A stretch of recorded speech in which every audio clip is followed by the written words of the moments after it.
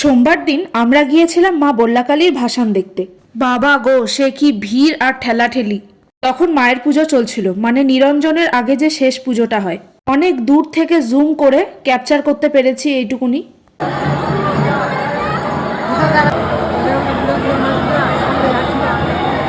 তারপর ভাসানের উদ্দেশ্যে মাকে মন্দির থেকে বের করা হলো। সে এক কি অপূর্ব দৃশ্য। একটু মন খারাপও হচ্ছিল যে আজকে মায়ের ভাসান, পুজো শেষ হয়ে গেল। মাকে মন্দির থেকে বের করে প্রথমে এই দিকটাতেই আনা হলো যেখানে আমরা দাঁড়িয়েছিলাম। তারপর মাকে নাচাতে নাচাতে যখন একদম সামনে নিয়ে আসা হলো, পুরো গায়ে কাটা দিচ্ছিল। ভগবানকে তো কখনো দেখিনি, কিন্তু সেই মুহূর্তে মনে হচ্ছিল সাক্ষাৎ জ্যান্ত কালিমা যেন সামনে দাঁড়িয়ে আছেন। মা কি অপরূপা দেখতে! ঘাটে গিয়ে প্রথমে মায়ের গয়নাগুলো খুলে নেওয়া হলো, তারপর করা হলো মায়ের নিরঞ্জন।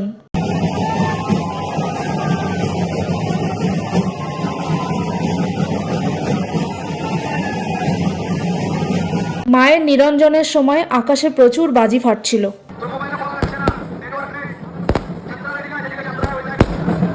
তারপর আমরা একটু মেলা ঘোরাঘুরি করে এই দুটো মালা কিনেছিলাম, একটা আমার মায়ের জন্য, একটা গুড্ডুর মায়ের জন্য।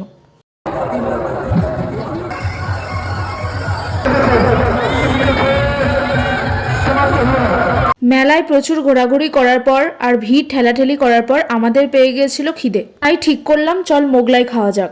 মেলা হিসাবে মোগলাইটা খারাপ ছিল না, বেশ ভালো ছিল।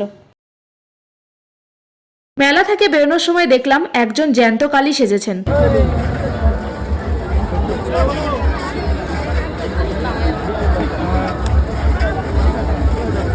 রাত্রিবেলায় মন্দিরটা লাগছিল খানিকটা এরকম দেখতে, সুন্দরভাবে আলো দিয়ে সাজানো।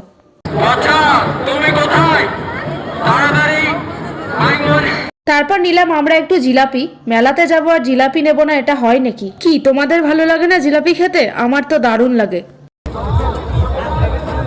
রাতও হচ্ছিল, আমরা ধীরে ধীরে মন্দির থেকে বেরিয়ে গেলাম। আবার বালুরঘাট ফিরতে হবে। বাইকে বসলে প্রচন্ড ঠান্ডা লাগে, সেই কারণে এরকম পরিস্থিতি আমার। যাই হোক, আবার 1 বছরের অপেক্ষা। তাড়াতাড়ি ফিরে এসো মা, আবার আমাদের মাঝে। জয় মা বল্লা।